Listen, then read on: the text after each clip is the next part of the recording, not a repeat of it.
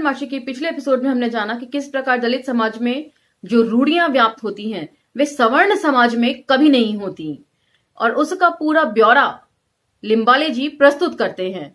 तो अब हम यहां से आगे पढ़ेंगे। आभासी दुनिया के मेरे दोस्तों, शालिनी बोल रही हूं। जय भीम, हुल जौहार। मेरे गांव में विट्ठल सप्ताह बहुत ही बेहतरीन होता है। पंढरपुर की तरह हमारा गांव वाकरियों से भर जाता। भारुड़, अभंग, गौलणी, करताल, मंजीरा, मृदंग के निनाद में गांव डूब जाता। उस दिन शिवाजी मोरे ने मुझे संदेश दिया, सप्ताह के अंत में आने के लिए कहा। उस समय मेरे कमरे में 5-6 मित्र थे।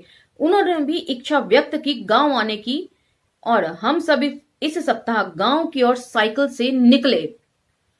मेरे घर का मतलब था बस स्टैंड। स्टैंड पर स्थित बेंचों पर मैंने दोस्तों को बैठा दिया, चाय पिलाई। वे कहने लगे घर ले चलो, पर मेरा घर था ही कहां। पिता कोठी में रहते हैं, मां झोपड़ी में, मैं सड़क पर, स्टैंड के पीछे खुले में। तो इसका विवरण पहले प्रसंगों में हम दे चुके हैं कि नानी और इनकी मां में जब लड़ाई होती है तो नानी के साथ ये आकर बस स्टैंड पर रहने लगते हैं, और उसके पीछे ही खुले मैदान में एक टीन की छत सी डाल लेते हैं और किसी तरीके से उसे झोपड़ी की शक्ल देने की कोशिश करते हैं। नानी ने रसोई बना दी। एक थाली में हम पांचों ने खाना खाया। नानी हमें 7 दोस्तों वाली कहानी सुना रही थी। तो खाने के लिए भी बर्तन बहुत लिमिट से थे इनके पास, 2 ही थालियां थी, जिक्र है पहले।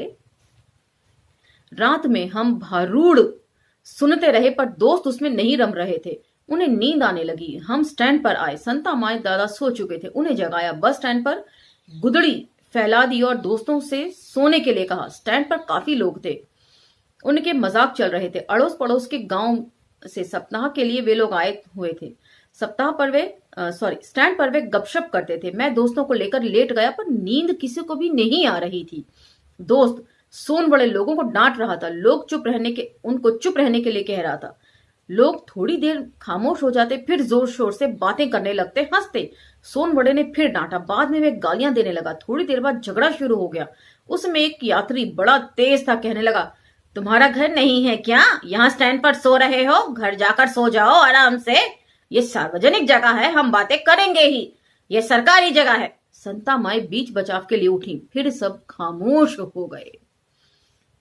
दूसरे दिन दोस्त सोलापुर चले गए। दोस्तों की असुविधा के लिए मुझे बहुत खेद हुआ। दरिद्रता का एहसास तीव्र होने लगा। तो किस तरीके से, किन किन परिस्थितियों से, अटपटी परिस्थितियों से इन्हें गुजरना पड़ा होगा, इसका बहुत जीवंत ब्यौरा यहां पर लिम्बाले जी ने दिया है। उस दिन संता माई ने बहुत देर तक चूल्हा नहीं सुलगाया। बची हुई एक रोटी हम तीनों कैसे खाते? मुझे तो भूख लगी थी। संता माई ने आटे का डिब्बा दिखाया, कहने लगी, आटा है, बाद में रोटी बनाऊंगी, तू खा ले, हमारी चिंता ना कर। मैंने डिब्बा उठाकर देखा, वजनदार लगा कि अनाज पीसकर लाई होगी, इसलिए मैंने बची हुई रोटी खा ली। पेट भर पानी पी लिया। संता माई बाहर निकल गई। मैंने आटे का डिब्बा खोलकर देखा, भीतर आटा नहीं था, भीतर थे 2 पत्थर। डिब्बा वजनदार लगे, इसीलिए पत्थर रखे गए थे। तो कितना सैक्रिफाइस इनकी नानी ने और इनके दादा ने इनको जलाने के लिए किया है। और उस पर भी पहले के प्रसंगों को सुनकर थोड़ा सा व्यथित हुई मैं, कि जब इन्हें लगता है कि इनकी गरीबी पर इन्हें शर्म आती है और वे नहीं चाहते कि संता माए इनके हॉस्टल आए। निर्मी विवाह योग्य हो गई थी, मेरी भी शादी करनी थी, पर शादी कैसे होगी? कौन संबंध जोड़ेगा हमसे? दारू पीने के लिए कोई आता तो मां निर्मी बनी के लिए कहती, उनका विवाह करना है, कहीं कोशिश कीजिए। दारू के नशे में लोग कुछ भी बोलते। भोली भाली मां बड़ी आशा से उन्हें 1 कप दारू फोकट में दे देती। नशा अधिक होता, वे मुझे नजदीक बुलाते, कहते, तू चिंता मत कर, तेरी शादी हम करेंगे, तुझे नौकरी दिलवाएंगे, हमारा कोई परिचित है, पर मैट्रिक पास होना जरूरी है। मैं उनसे कहता, मैं बीए पास हूं, अब एमए कर रहा हूं। पर शराबी नशे में कहता, एमए बीए बहुत बेकार है, उनका कोई उपयोग नहीं, तू केवल मैट्रिक पास होकर हमारे पास आ जा बस। तो कितनी त्रासदी है इस समाज की। मैट्रिक, बीए, एमए, इसमें कोई डिफरेंस नहीं है उनके लिए। तो यहां पर मैं अपने जीवन का एक किस्सा है जो आपसे शेयर करना चाहती हूँ। यकीनन मेरी माँ भी मेरे एपिसोड से सुनती है, उन्हें अच्छा नहीं लगेगा मेरा इस तरह से बोलना, पर फिर भी सुनिए। माँ की मर्जी को दरकिनार करते हुए मैं ये आपसे शेयर कर रही हूं। जब मेरे भाई का आईआईटी रुड़की में सिलेक्शन हुआ तो हम लोग बहुत खुश थे, और जब यही बात हमने अपने मामा जी वगैरह को बताई तो उनका पहला रिएक्शन, आईआईटी तो कभी नाम ही नहीं सुना, एकदम बेकार है, इसे तो अच्छा आईटीआई करना चाहिए था, पॉलिटेक्निक। तो जबकि वे दिल्ली में पैदाइश है उनकी, दिल्ली में पले बड़े हैं, पढ़ाई भी की है, उसके बावजूद यह हालत है। तो गांव देहात में क्या हालत होती होगी इसका आप अंदाजा लगा लीजिए। और ये भी अपने मामा जी का किस्सा भी मैं इसी जमाने का बता रही हूं, हाल फिलहाल का, 10-12 साल पहले का लगा लीजिए। तो ये हाल है हमारे पढ़े लिखे दलितों का जो शहरों में रहते हैं। तो गांव देहात में किस तरह का माहौल होगा उसकी मैं कल्पना कर सकती हूं। चलिए मां को नाराज करके अब किस्सा आगे बढ़ाते हैं। मसामा की एक सहेली थी, मातंग समाज की, पटेल से उसके एक लड़की हुई थी। वह डफली पर गाना गाती घूमती। मसामा काका कहते कि उसके साथ तेरी शादी कर देंगे, पर कुछ हो ना सका। दारू पीने के लिए कोई ग्राहक आता तो पूछती, आपके गांव में पटेल की रखेल के लड़के हैं क्या, लड़की के विवाह के लिए? लड़की का जन्म जैसा हुआ है वैसा ही जन्म किसी लड़के का हुआ होगा, तो उसके साथ ही तो सगाई होगी, छोटे को छोटे ही मिलेंगे, दूसरे कौन? तो बिल्कुल सही बात वो कहती हैं मसामा की सहेली कि जैसा समाज है वैसा ही तो उनको मतलब जोड़ मिलेगा। ऐसे समय तुझे लड़की दे दूंगा, ऐसा कहने वाले शराबी मैयप्पा की याद आती। उसकी लड़की कैसी होगी मैं सोचता। मैयप्पा कांबले जिला परिषद में सेवक था। उसके अरुण, हरि, राहुल और सुनील नामक 4 लड़के तथा कुसुम नामक एक बेटी थी। मैं चंद्या के साथ हमेशा सोनू के घर जाता। एक बार मैयप्पा कांबले सोलापुर आया था। उसके पास शराब के लिए पैसे नहीं थे, मैंने उसको दारू पिलाई। उसके पास वर्षी लौटने के लिए पैसे नहीं थे, टिकट के लिए भी पैसे मैंने ही दिए। वर्षी लौटने के बाद मनी ऑर्डर करूंगा ऐसा उसने कहा। पैसे उसने कभी नहीं भिजवाए। उल्टे अगले सप्ताह वे फिर आया 100 रुपए उधार मांगने के लिए। मेरी लड़की बड़ी हो गई है, उसकी शादी करनी है, पैसे नहीं है उसने कहा। उसी दिन मुझे शिष्यवृत्ति के पैसे मिले थे, अर्थात स्कॉलरशिप मिली थी, मैंने रुपए दे दिए। अगले महीने फिर मैयप्पा कांबले के आने की सूचना मिली। मैं हॉस्टल से निकल गया, भटकता रहा, क्योंकि उसे शराब पिलाना, रुपए उधार देना हर बार संभव नहीं था। पर दूसरे दिन मैं बराबर टपका। मुझे लगा कि वे प्रतीक्षा कर लौट गया होगा, पर नहीं, वह मुझे मिला और मेरे विवाह की बात उसने निकाली। वह अपनी लड़की मुझे देना चाहता था। लड़की ना देखते हुए भी मैंने हाँ कर दी, क्योंकि मुझे कोई लड़की दे ही नहीं रहा था। तो शरण कुमार लिम्बाले जी को यहाँ पर यह लगा कि जब कोई लड़की नहीं दे रहा तो लड़की कैसी भी हो उससे वे निभा लेंगे। मेरा विवाह कुसुम के साथ तथा बहन निर्मी का विवाह कुसुम के भाई के साथ निश्चित हुआ। तो ये एक नॉर्मल प्रैक्टिस रही है समाज में, एक बेटी दो और एक बेटी लो। शरण रंडियों के पास जाता है, शराब पीता है, इसलिए कुसुम के साथ इसका विवाह ना किया जाए, ऐसा आग्रह उसका भाई कर रहा था। आगे भी विवरण इसी तरह से भरे पड़े हैं, तो उसके लिए पहले ही क्षमा प्रार्थी हूं। चांदिया के मां पिता ने भी उस विवाह का विरोध किया, क्योंकि हम अक्कड़माशी हैं, हमारे साथ संबंध ना किए जाएं, ऐसा उनका कहना था। पर मैयप्पा कांबले ने किसी की नहीं सुनी और शादी पक्की कर दी। वार्षी वालों ने विवाह की निमंत्रण पत्रिका पर डॉक्टर बाबा साहब अम्बेडकर की तस्वीर छापी, तो काका ने शिव पार्वती की तस्वीर छाप दी। शादी के बाद शादी हमारे गांव में होने वाली थी। दीवारों पर जय भीम नमो बुद्धाय ना लिखते हुए केवल ओम लिखा जाए, ऐसा काका का कहना था।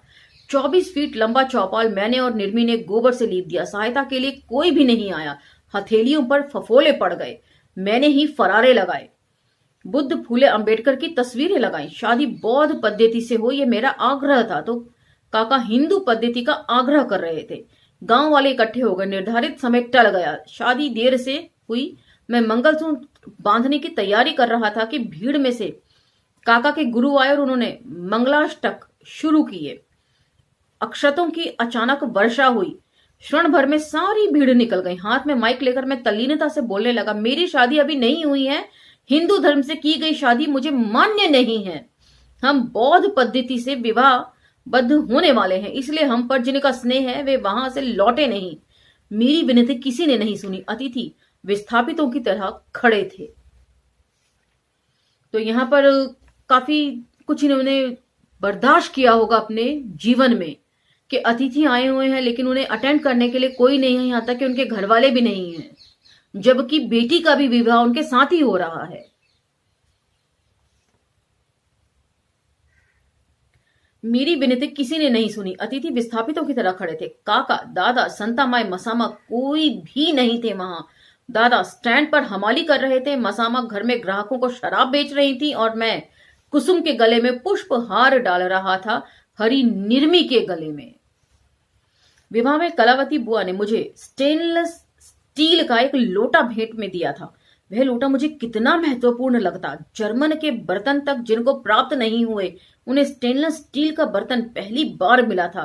तो यहाँ पर जर्मन के बर्तन का जिक्र है। जर्मन के बर्तन का जिक्र, क्या मैं उससे एल्यूमिनियम के बर्तन अंदाजा लगाऊं? क्योंकि मैं जर्मन के बर्तन किस तरह के होते हैं ये मेरे संज्ञान में नहीं है। संता माई वह लोटा गुप्त संपत्ति की तरह कपड़े में बांधकर बक्से में रख देती। जब घर पर कोई आता तभी उसे बाहर निकालती। उस लोटे में उसे पानी देती। खाना खाते समय सुनी उस लोटे को पास में लिए बैठी थी। मुझे बड़ा गुस्सा आया। जर्मन के लोटे से पानी पीना छोड़ स्टील के लोटे से पानी क्यों पिए? मैंने वे लोटा उससे छीन लिया और बक्से में रख दिया।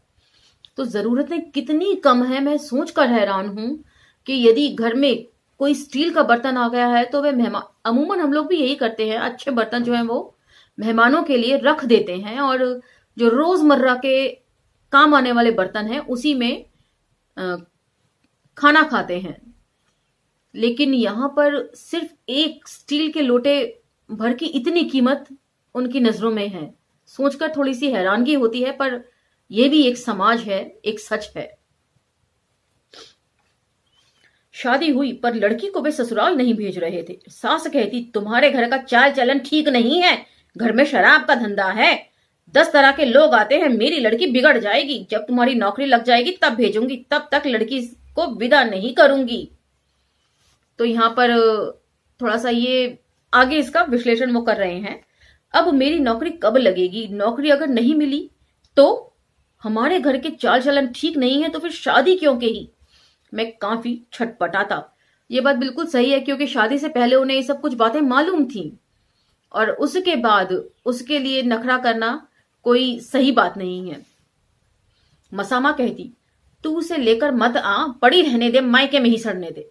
संता माई कहती, शादी हुई है ना, एक बार उसके पास जाकर सो आ। मैं वाशी जाता। ससुर हर बार शराब पीकर झगड़ता। सास गालियां देती, तुम सड़े हुए लोग हो, हम लोगों ने तुम्हें शुद्ध किया है, सड़क पर ही तो पड़े हुए थे। तो ये बातें वो लोग कह रहे हैं जो स्वयं भी अछूत हैं, जिन्हें खुद भी इस चीज की लालसा रहती है कि उन्हें कोई शुद्ध कर दे और किसी तरीके से वे सवर्णों के बीच में शामिल हो जाएं। वे लोग इस तरह का छुआछात बरत रहे हैं। अपने ही समाज का एक विद्रूप चेहरा हमें बार बार देखने को मिल रहा है। मुझे घर से बाहर करते। सास बड़ी भयंकर औरत थी, हमेशा मुझे अपमानित करती। मुझे उन दोनों पर गुस्सा आता, मैं उन पर झल्लाता। अड़ोस पड़ोस के लोग इकट्ठे होते, तमाशा देखते। पत्नी को वे लोग भेज नहीं रहे थे। वार्षी जाता तो घर के बाहर सुलाते। मैं भड़क उठता, रात में सास को उठाता, रंडी के यहां जाने के लिए पैसे मांगता। वे और चिढ़ती, मैं कसमसाता हुआ सोता। इच्छा होती कि सास को ही ले भागूं। मेरा साला दलित पैंथर का कार्य करता था। चौक में वह गपशप मारता खड़ा था। पैंथर के कार्यकर्ताओं ने उसे मेरी पहचान करा दी थी। हम सब मूवमेंट पर बोलने लगे। इतने में दादा का मामा गुलाम हुसैन हवलदार वहां से गुजर रहा था। उन्होंने मुझे देखा, साइकिल रोकी, मुझसे बातचीत करने लगे, घर जाने के लिए कहा, चला गया। पैंथर मित्र ने पूछा, तुम्हारी इसके साथ जान पहचान कैसे? मैं अनायास बोल गया, वे मेरे रिश्तेदार हैं। पैंथर्स के मन में प्रश्न पैदा हुआ, गुलाम हुसैन हवलदार मुसलमान हैं, लिम्बाले का रिश्तेदार कैसे? सभी खामोश हो गए। तो एक ऐसा सवाल था जिससे बार बार हर कोई बचना चाहता था। शाम के समय मेरा ससुर काफी शराब पीकर आया और मुझसे झगड़ने लगा। सास भी उससे मिल गई। हम में झगड़ा शुरू हो गया। मेरी पत्नी परेशान उठी। अक्कर माशी 12 माशी उसकी समझ में नहीं आता। मैयाप्पा कांबले कहने लगा, मेरा लड़का दलित पैंथर का अध्यक्ष है, सभी और उसकी इज्जत है। उस मुसलमान को तुम अपना रिश्तेदार बतलाते हो। हमारी बेइज्जती हो रही है। हमने तुम्हारी असलियत को सबसे छिपाया था। थोड़ी इज्जत से जियो। अगर संभव नहीं है तो मेरे घर पैर न रखो। तो धर्म की जकड़ में हम लोग किस कदर जकड़ चुके हैं कि हम मनुष्य को मनुष्य की तरीके से तौलना नहीं चाहते। उसे हमेशा धर्म के नजरिए से ही हम लोग आंकते हैं। मुझे लगा कि मुझे कोई दाग रहा है। मुसलमान रिश्तेदार नहीं हो सकता। उसका धर्म अलग है, जैसे वही कोई अलग जानवर ही है, उससे भिन्न जानवर। औलाद औलाद में इतना फर्क। कुसुम को लेकर मैं निकला, पर मैयप्पा कांबले बीच में आया। कुसुम के हाथों की थैलियां उसने सड़क पर फेंक दी और जबरदस्ती खींचकर वह उसे भीतर ले जाने लगा। कुसुम रोने लगी। शरण शरण कहकर मुझे पुकारने लगी। मैं दौड़ता गया और ससुर की गर्दन पकड़ ली। तब उसने कुसुम को छोड़ दिया। मैं पत्नी को लेकर स्टैंड पर गया, पर वहां मेरा साला साइकिल लेकर उपस्थित था। मैं ये सब देख कर सहन कर रहा था, क्योंकि उस घर में मेरी बहन दी गई थी। तो कितनी जगह से, कितनी तरीके से वे मजबूर परिस्थितियों में जीने को अभिशप्त थे। निर्मी अपनी ससुराल में खुश थी। नागी को चंदू से गर्भ रह गया था। नागी चंदू भी अब सुख से जी रहे थे। बनी 1-2 साल में बड़ी हो जाएगी। उसके पति का कहीं पता नहीं था। शादी टूट ही गई थी। मैं उसके पति की खोज में उसके गांव जाने की सोच रहा था और एक दिन निकला भी।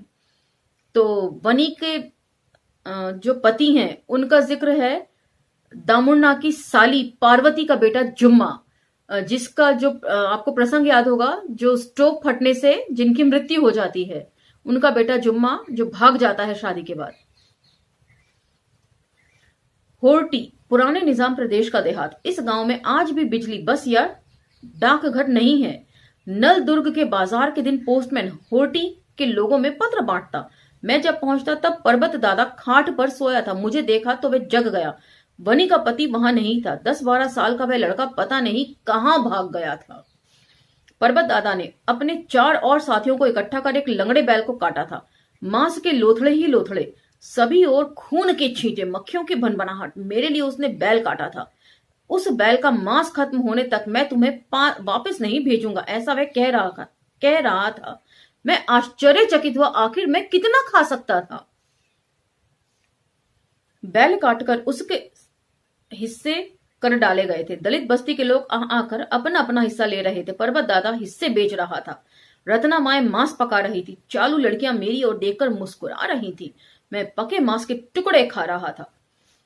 कुछ दिनों बाद में वापस आने लगा तो मुझे विदा करने के लिए पर्वत दादा काफी दूर तक आया। वह लगातार कुछ कह रहा था। काफी दूर तक जाने के बाद घाटी की ओर इशारा करके वह रजाकार के समय की यादें दोहराने लगा। उन दिनों होटी में मुसलमानों के घरों में जाकर हमने उन्हें पकड़ा। कुछ भाग गए, सबको पकड़कर इस मैदान में ले आए। बैल को काटते समय की छुरी तूने देखी है ना? उससे मैंने अपने हाथों से 11 मुसलमानों की गर्दनें धड़ से अलग कर दी थीं। एक पंक्ति में सबको सुलाकर गर्दनें काटते और रात में उन्हें जला देते। मुसलमान औरतों का उपयोग गांव वाले रंडियों की तरह करते रहे। तो एक बार फिर यहाँ दलित ब्राह्मण कहानी संग्रह की लेखक की भूमिका में कही गई बात बिल्कुल फिट बैठती है कि जातीय संघर्ष में जो कमजोर कड़ी होती हैं औरतें, उन पर सभी जुल्म करते हैं, अत्याचार करते हैं। और फिर जिन्होंने अत्याचार किए वे खुद भी अछूत हैं और धर्म के ठेकेदार उनका किस तरह इस्तेमाल करते हैं अपने फायदे के लिए। अपने फायदे के लिए उन्हें हिंदू बना लेते हैं और जब फायदा पूरा हो जाता है तब वे उन्हें अछूत बना दिए जाते हैं। तो ये संदर्भों के साथ यदि आप इस बात को समझेंगे तो ये बात आपको अच्छे से समझ में आ जाएगी। मुसलमान और हिंदू दोनों इसी देश में जन्म ले चुके हैं। दोनों का खून लाल, पर दोनों के धर्म भिन्न। धर्म भिन्न इसलिए मनुष्य मनुष्य के खिलाफ उठता है, धर्म के लिए मारकाट करता है, फसाद करता है, धर्म युद्ध करता है। पर मनुष्य के लिए उसके पास थोड़ी सी सहानुभूति नहीं है? मनुष्य मनुष्य पर प्रेम क्यों नहीं करता? दोनों के पीछे धर्म क्यों आता है? मनुष्य क्यों बंदिस्त हो जाता है रूढ़ियों और कर्म कांडों में? तो एक अच्छा सवाल है जो प्रसंगों के माध्यम से शरण कुमार लिंबाले जी समाज के सामने रखते जा रहे हैं, और उन सवालों का मंथन लगातार होना जरूरी है, तब जाकर कोई एक चीज हमारे हाथ लगेगी। हमारा दलित समाज आज भी अपने आप को हिंदू समझता है। बहुत बड़ा तबका है जो हिंदू कर्म कांडों में उलझा हुआ है। तो ऐसे लोग यदि इन दलित आत्मकथाओं को पढ़ें या सुने, तब उन्हें काफी सारी चीजें स्पष्ट होने लगेंगी कि उनका उपयोग किस तरीके से किया जाता है अपने फायदे के लिए। टेलीफोन ऑपरेटर के रूप में मेरी नियुक्ति अहमदपुर में हो गई थी। मैंने शिक्षा अधूरी ही छोड़ दी। आर्थिक परेशानियों के कारण एमए ना करते हुए मैंने नौकरी स्वीकार की। संता माई और दादा अब काफी वृद्ध हो चुके थे। मैं शादीशुदा था। मुझे अब अपने पैरों पर खड़ा होना जरूरी था। टेलीफोन विभाग में मुझे ऑपरेटर की नौकरी मिल गई थी। अहमदपुर में, अर्थात मराठवाड़ा में। मराठवाड़ा नामांतर आंदोलन से धधक रहा था। मुझे भय महसूस होने लगा। नामांतर आंदोलन में टेलीफोन एक्सचेंज को आग लगाई गई थी। पुलिस चौकी पर आक्रमण हुआ था। पुलिस फायरिंग में 2 लोग मर चुके थे। वहां के विधायक के घर पर भी पत्थरबाजी हुई थी। सभी ओर भयानक वातावरण था। पहले के प्रसंगों में भी इसका जिक्र वे कर चुके हैं कि 1978 में जब उन्होंने बीए उत्तीर्ण करी तो वहां का किस तरह का एटमॉस्फेयर था, और अब उसके आगे का विवरण यहां पर है। खासकर मराठवाड़ा में स्थिति विस्फोटक थी। फसाद शुरू हुआ था। दलित बस्तियों दिन दहाड़े जलाई जा रही थी। खून हो रहे थे। मराठवाड़ा बंद का आदेश भयावह लगता। महाराष्ट्र के सभी हिस्सों में लॉन्ग मार्च निकल रहे थे। दैनिक पत्रों में आगजनी और धरपकड़ की खबरें छप रही थी। मराठवाड़ा का यह आंदोलन पूरे महाराष्ट्र में फैल रहा था। मेरे रक्त के एक एक कण में एक आंदोलन आकार धारण कर रहा था। इस आंदोलन के नए पत्ते सूर्य की तरह तेजस्वी थे। दलित सवर्ण के बीच तीव्र द्वेष उभर रहा था। अंततः सरकार को नामांतरण का निर्णय पीछे लेना पड़ा। बापूराव जगताप जोगेंद्र कवाड़े का नेतृत्व प्रेरणादायी लग रहा था। तो इस चीज का जिक्र जूठन में भी है, पृष्ठ संख्या 129 और से 130 के बीच में। मैंने पहले के प्रसंगों में भी किया था जब मराठवाड़ा के नामांतरण आंदोलन का जिक्र आया था। और एक बार फिर बता दूं कि वहां पर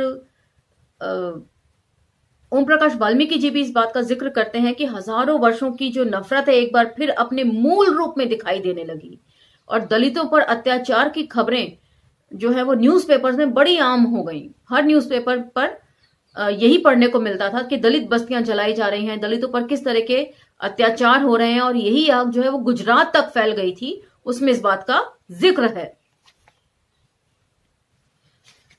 दलितों को मिलने वाली सुविधाएं, शिक्षा के कारण उनमें भरती अस्मिता व स्वाभिमान, और इस नई अस्मिता में से जीने वाला दलित समाज, आंदोलनों के कारण उभरने वाला विद्रोही युवक, नौकरियों के कारण सुखी जीवन जीने वाला अछूत, धर्मांतरण के कारण थोपे गए कामों के प्रति उनकी अरुचि, इन विविध कारणों से सवर्ण हिंदू चिढ़ गए थे।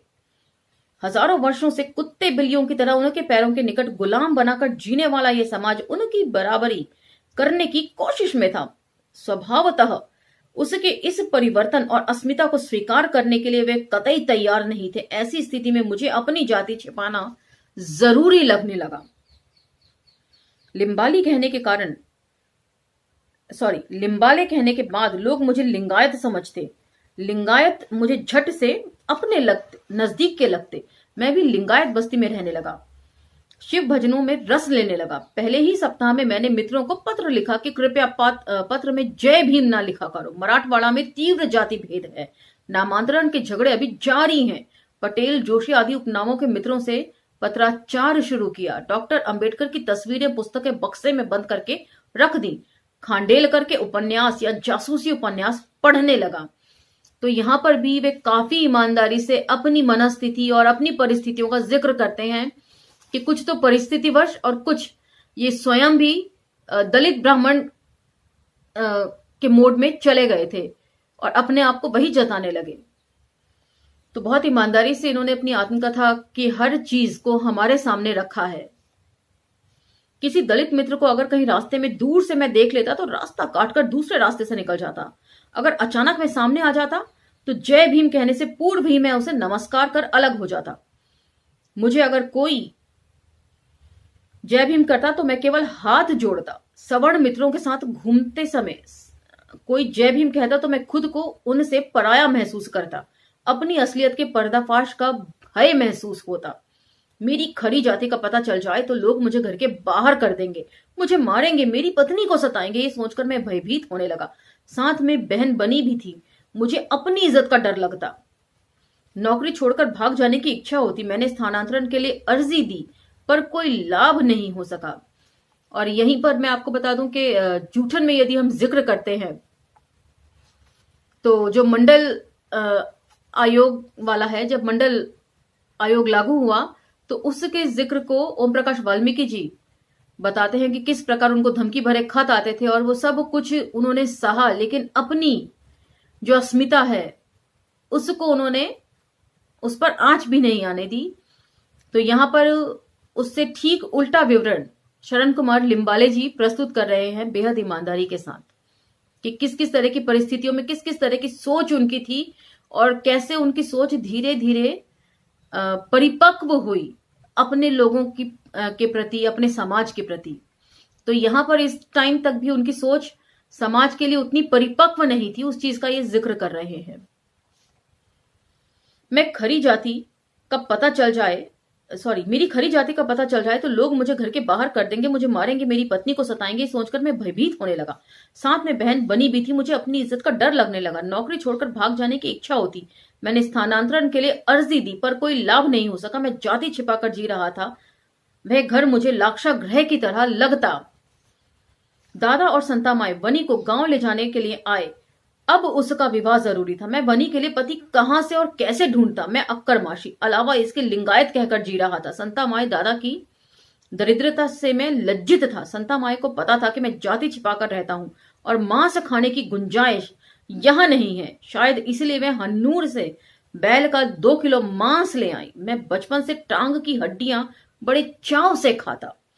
वह उन्हें भी ले आई थी।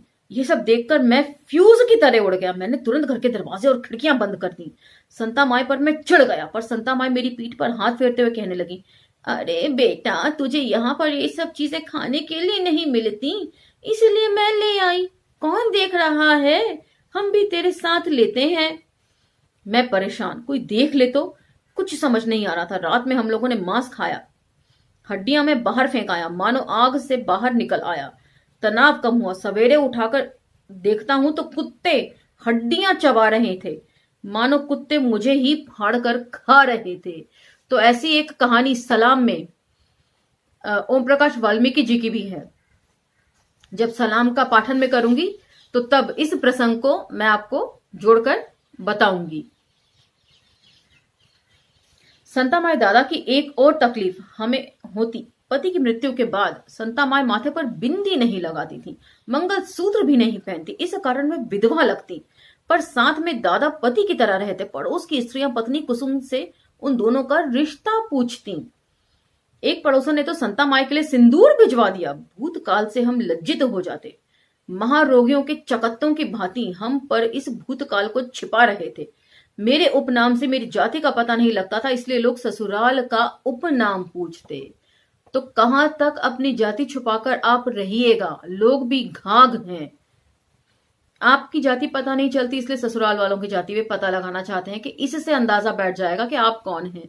इसलिए अपनी पहचान के साथ जीना हमेशा सम्मानजनक रहता है और तनावग्रस्त भी इंसान रहता है। ऑल्दो समाज में वर्ण व्यवस्था के चलते जो तनाव होता है वो तो होता ही है, लेकिन अपनी आत्मिक शांति तो जरूर मिलती होगी, मिलती है, मैं जानती हूं। मैं ससुराल का नाम कांबले ना बतलाते हुए भोसले पवार या कुछ कह देता। तो दादा जब मुझे मिलने आते तब पिता का आधार मालूम होता। उसमें और मुझ में धर्म कभी बाधा नहीं बना। कोई उससे उनसे जाति पूछता तो वे कहते लिंगायत। मेरे लिए वे धर्म छिपाते। बस की यात्रा में माँ अपने लड़के को सही उम्र छिपा देती है आधे टिकट के लिए, उसी प्रकार वह मेरे लिए अपना धर्म छिपाते। तो कितनी खूबसूरती से यहाँ पर जिक्र किया है दादा के प्रेम का अपने लिए, लेकिन वहीं पर कॉन्ट्रडिक्शन भी, विरोधाभास भी। वे कहते हैं कि वे दादा के आने से वे लज्जित होते कि वे हमाली करते हैं, वे नहीं चाहते थे कि वे लोग उनके घर आए। तो काफी सारे कॉन्ट्रडिक्शन के साथ ये आगे बढ़ रही है। मेरे ख्याल से ये जिसे कहते हैं ना संक्रमण का दौर, विचारों के संक्रमण का दौर रहा होगा लिम्बाले जी के जीवन में, कि कभी विचार इधर भागता है, कभी विचार उधर भागता है। धर्म का बोझ कुली की तरह हम ढो रहे हैं। जाति बिरादरी का ये बोझ हम पर क्यों लादा गया है?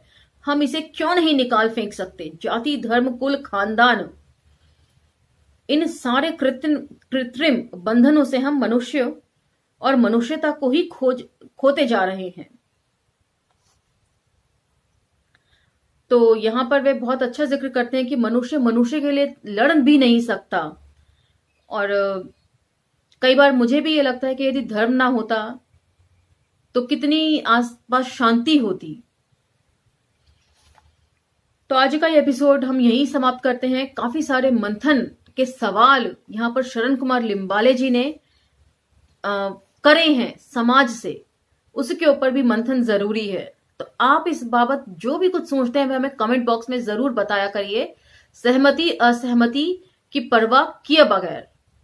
तो आज का ये एपिसोड यहीं विराम देते हैं। अगले एपिसोड में फिर भेंट होगी, तब तक के लिए आज्ञा दीजिए। धन्यवाद।